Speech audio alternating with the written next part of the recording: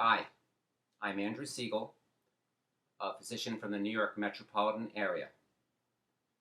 I am a urologist who is a health, wellness, and fitness advocate, activist, and crusader.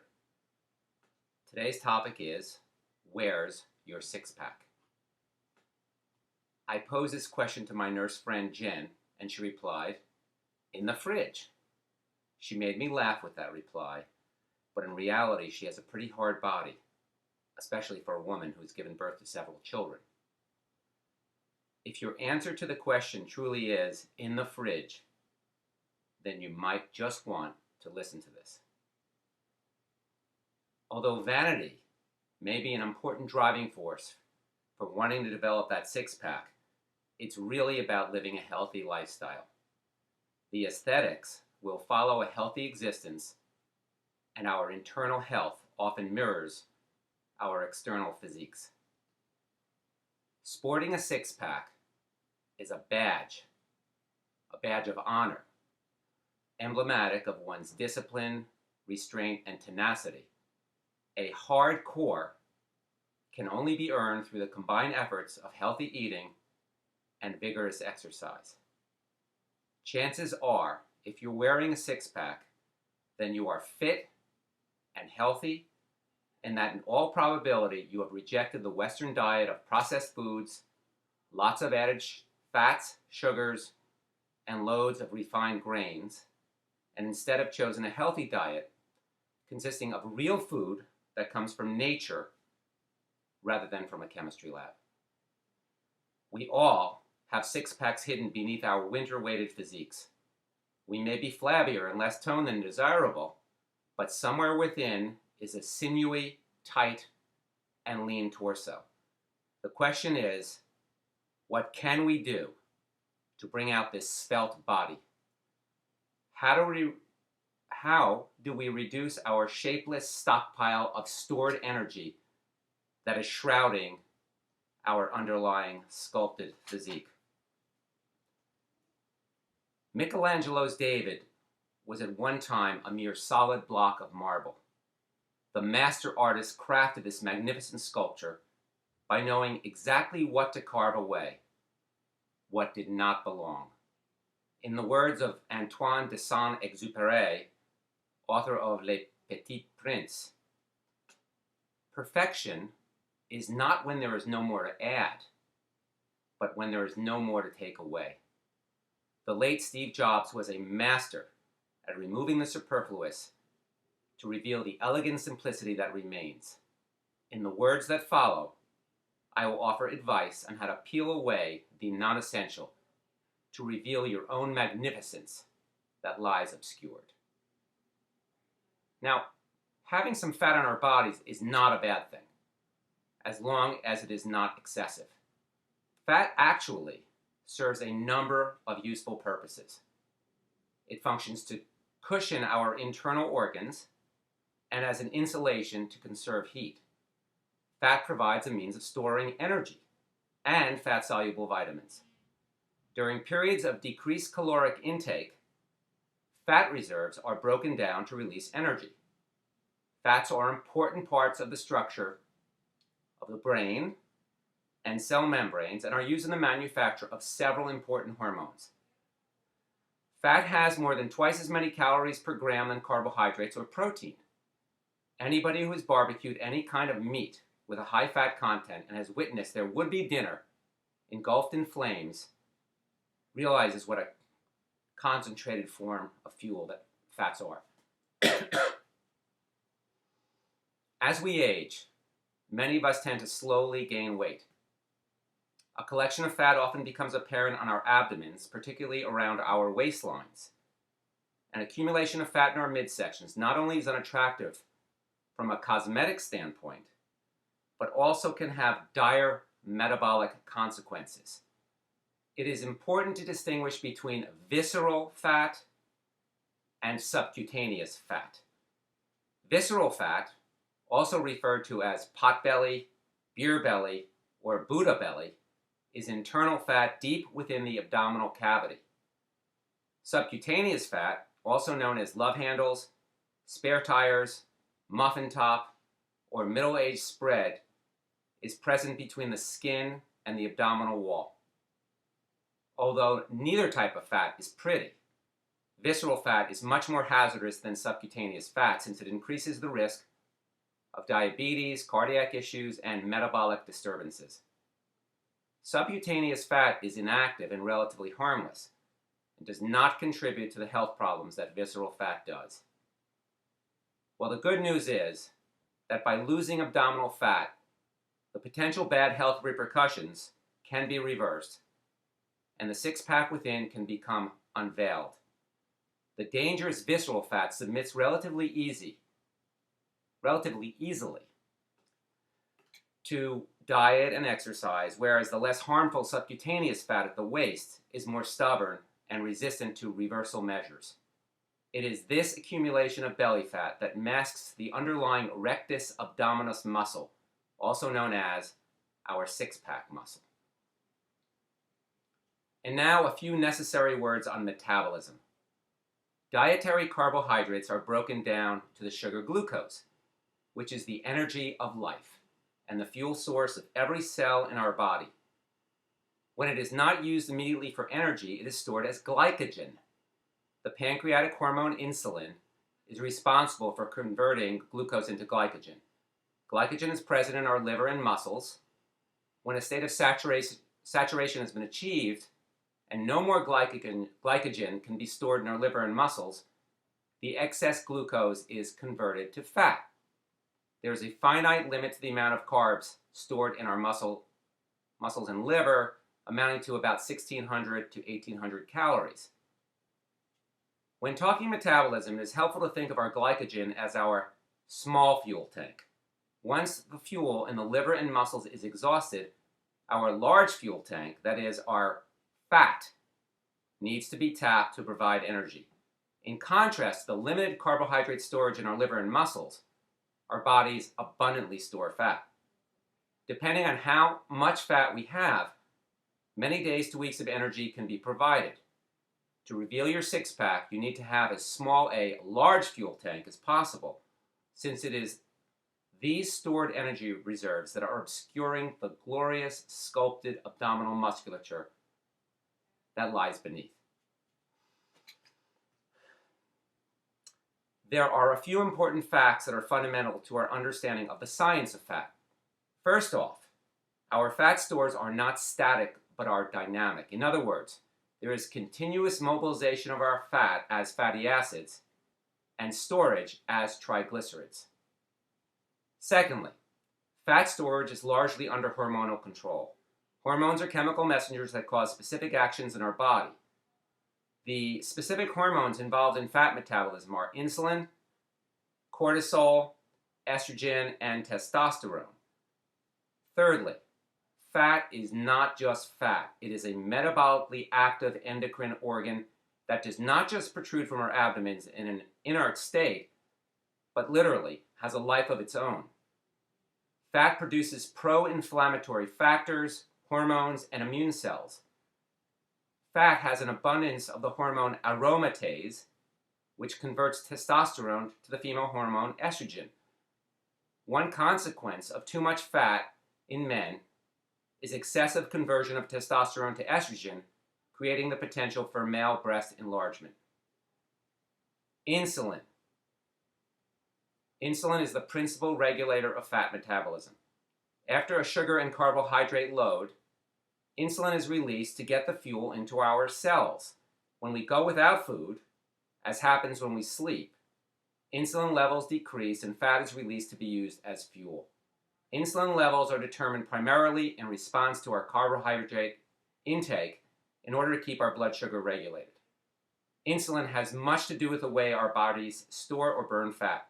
When insulin levels are elevated, we accumulate fat. When insulin levels are low, we burn fat for fuel.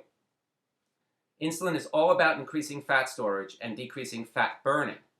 This is why diabetics on insulin injections typically get fat. If we have a substantial amount of belly fat, then by definition we have insulin resistance. This is a condition in which our pancreas works overtime to make more and more insulin to get fuel into our cells. This is a precursor to diabetes, cardiovascular disease, and all the havoc they can wreak. Our insulin levels are determined by the carbs we eat. The more carbs we eat, the sweeter they are, the easier they are to digest, the greater the insulin levels, and the more fat accumulation is driven.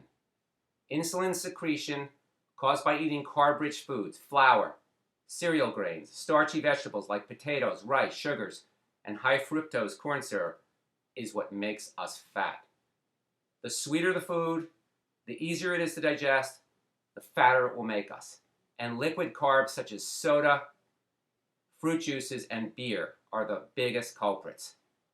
So if we want to get leaner and reveal the six-pack within, we must lower our insulin levels. To lower our insulin levels requires carbohydrate restriction, meaning decreased consumption of sweets and starchy carbs. Even if we don't reduce our quantity of carb intake, we can improve the quality of our carb intake by eating healthier carbs, whole grains, fruits, vegetables, legumes, etc. Aside from shrinking our waistlines, there are a number of other health benefits that accrue from a lower carb diet. If we replace a high carb diet with a diet lower in carbs and higher in healthy protein and healthy fat, the consequences are the following: weight loss, good cholesterol, HDL, rises, triglycerides decrease, glucose levels stabilize, blood pressure decreases, heart disease risk decreases, body fat reduces, and our energy levels surge. Cortisol. The adrenal gland hormone cortisol, released in response to stress, can stimulate our appetites and cravings for sugar, causing fat storage and promoting weight gain and obesity.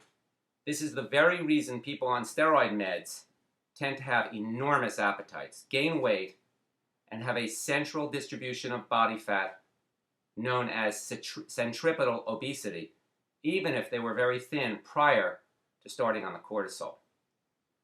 Chronic stress can literally make us soft and flabby and sabotage our efforts to achieve that chiseled six-pack. So what can we do about stress? Because we all have it, and it's certainly not going away anytime soon. Stress busters include exercise, yoga, meditation, massages, jacuzzis, aromatherapy, chamomile tea, sex, etc., etc. Sounds kind of nice. Relax to help bring forth that six-pack. Sex hormones. The sex hormones, estrogen and testosterone, play a key role in fat regulation. One of the key reasons that women have a different physical appearance and body fat distribution than men is because of the different levels of these two hormones in each gender. Around the time of menopause, when the ovaries stop producing estrogen, central fat deposition is promoted, and many women start packing on the pounds in their midsection. Similarly, as men age, testosterone levels often drop, contributing to a loss of muscle mass and an increase in body fat. Low testosterone is present in about half of obese men. Believe it or not, a good night's sleep will help us on our mission for that elusive six-pack. When we sleep poorly and become sleep deprived, we're often driven to eat. Sleep deprivation results in decreased levels of leptin, our chemical appetite suppressant, and increased levels of ghrelin, our appetite stimulant, in addition to increased levels of the stress hormone cortisol. Furthermore, simply being exhausted can sabotage our exercise regimen. Six-pack diet. Lean sources of protein including egg whites, wild salmon, or any other wild fish that is grilled or broiled, skinless chicken, turkey breast, fat-free yogurt, and soy products such as tofu and edamame are money. We need to be sparing with meat and dairy intake since they are rich in saturated fats and high in calories. Vegetables, including nuts, avocados, and olives, are a much healthier source of fat. High fiber foods, vegetables, fruits, legumes, that is lentils, peas, beans, and whole grain cereals and breads are very filling, and the fiber regulates the rate of carbohydrate absorption. Intake of a variety of brightly colored fruits and vegetables will ensure getting ample doses of phytonutrients and antioxidants. Dietary fiber, also known as roughage, refers to the indigestible part of a carbohydrate. Insoluble fiber, for example cellulose from plant foods, serves as plants' armor against predatory pests and serves as humans' protection against obesity. Since we do not have the enzymes necessary to dissolve insoluble fiber, it increases stool bulk, decreases intestinal transit time, increases our satiety, reduces the rate of carb absorption and the conversion of complex carbs to simple sugars, and decreases the absorption of some fats. Soluble fiber binds cholesterol in the intestinal tract. For example, oatmeal can help lower serum cholesterol levels.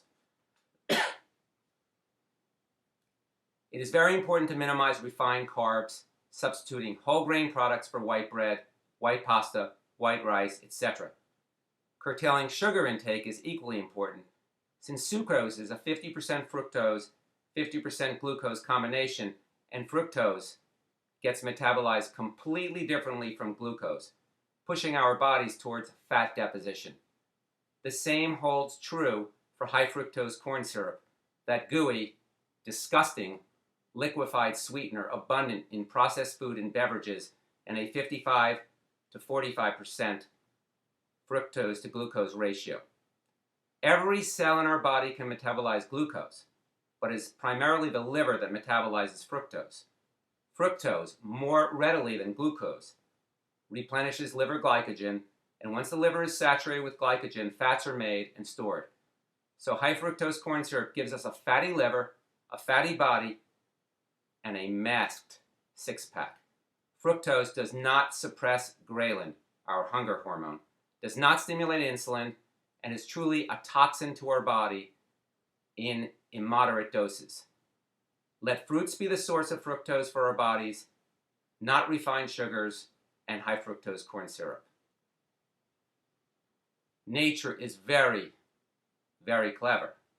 Whenever it provides us with a nutrient that is potentially bad for our health, it limits access to that nutrient by adding lots of fiber to it. So when nature has given us fructose, it has also included the antidote. Did you ever try to get the sugar out of a sugarcane plant? It's literally like gnawing on a piece of bamboo stick. You can't chew it and have to suck it out. Processing has allowed us to cheat nature by refining sugar, permitting consumption in unrestrained, unhealthy amounts, contrary to nature's design. For example, it is very easy to drink 12 ounces of orange juice to the tune of about 170 calories of fiber-free sugar. To get that kind of caloric load from nature's whole product, the orange, you would have to eat almost 3 of them. Can you seriously imagine sitting down and eating 3 oranges? I sure can't. So go easy on anything that comes in a bottle, box, carton, or can. Think whole foods that resonate with nature, not refined foods that are unfaithful to nature. While at the dinner table the other evening, I found myself staring at a colorful salad on my left and a basketful of white Italian bread, not the whole grain kind, on the right. I pondered the order of eating in terms of insulin release. Would there be any difference if I had salad first followed by bread versus bread followed by salad versus eating them together? And would the order of eating play a role in the way calories are burned or stored? Salad first followed by bread. Bulky, fiber-rich carbs, then fiberless carbs. This gives us a gradual low-level insulin spike followed by a rapid high-level insulin spike. It is likely that the bolus of salad, slowly digesting in the gut, will regulate the insulin spike from the bread's fiberless carbs, resulting in less of a tendency for fat deposition. Bread first, followed by salad. Fiberless carbs, then fiber-rich carbs. This gives us a rapid, intense insulin spike, followed by gradual lower level insulin spike. It is likely that this order will result in fat deposition, since by the time the salad gets to the gut, the bread has already been digested and absorbed.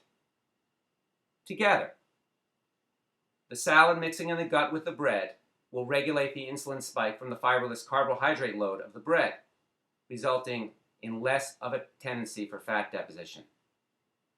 Bottom line here, if you're going to eat white carbs, you can minimize the intensity of the insulin spike and thus the tendency for fat deposition by mixing in some fiber-rich foods. Better yet is to ditch the white carbs completely and eat the whole grain product. If you're going to use the strategy of using the powers of fiber-rich food, like salad, to lessen the damage from fiberless white carbs, be sure to go easy on the croutons, cheese, and excessive amounts of salad dressing that can sabotage the strategy. A very important principle in the acquisition of a six-pack is not to drink calories, so avoid liquid calories such as soda, juices, processed iced tea, lemonade, etc. These are particularly bad since they are essentially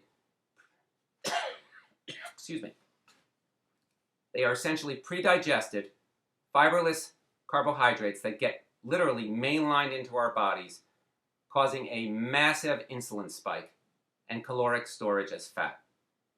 A beer belly, resulting from the carbohydrate alcohol, and a soda belly, resulting from the carbohydrate fructose, are substantially equivalent.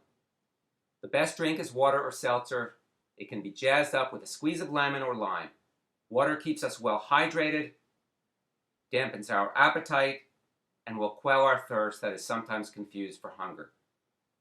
It's important to be careful not to overdo sodium intake, as it can cause fluid retention, high blood pressure, bloating, weight gain, and a number of potential cardiac issues, aside from thwarting the emergence of our six-packs. Six-pack exercise regimen. A general rule of thumb is to think athletics, and the aesthetics will follow.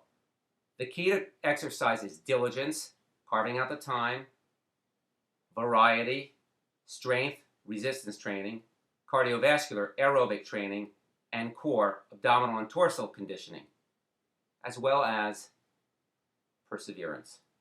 A core synergistic exercise regimen, which is a combination of the aforementioned three types of exercise, provides a terrific overall workout. Pilates, yoga, and martial arts are three great means of obtaining a hard core, although there are many other effective exercises as well. Pilates, in particular, is an awesome means of developing core strength, as well as a toned abdomen, improved balance, posture, and muscle symmetry.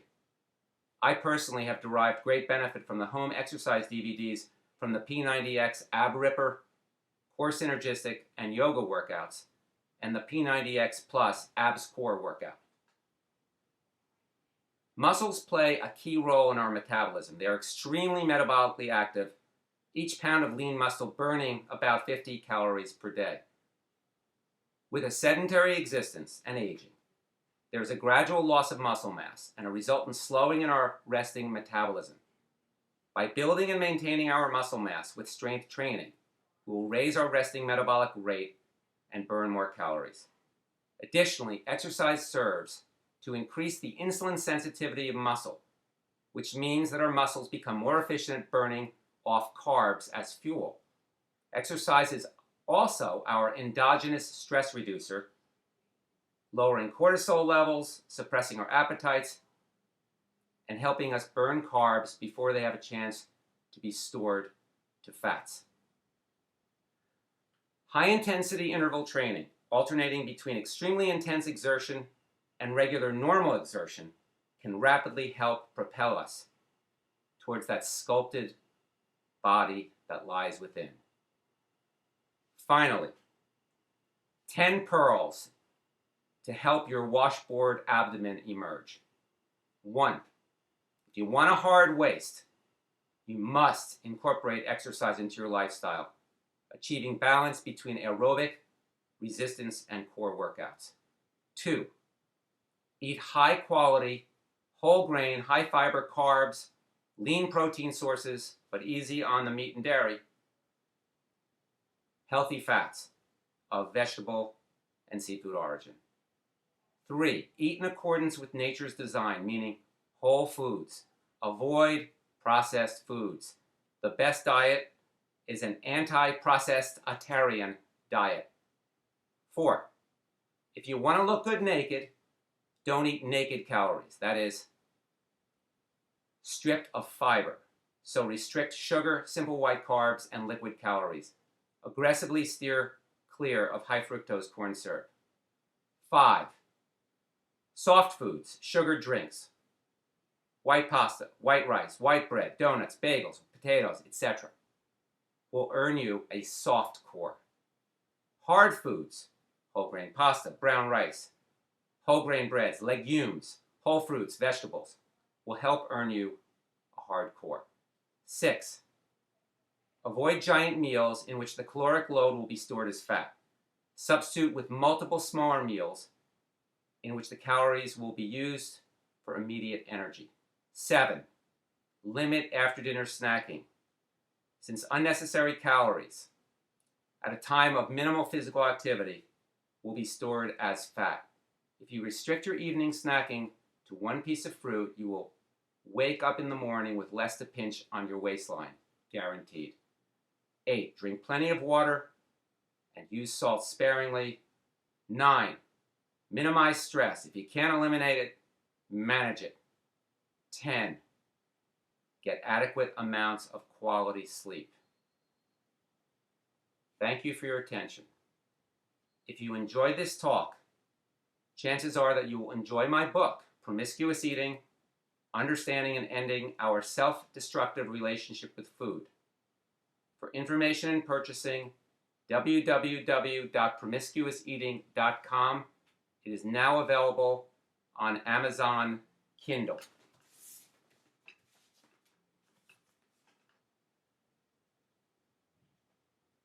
Thank you.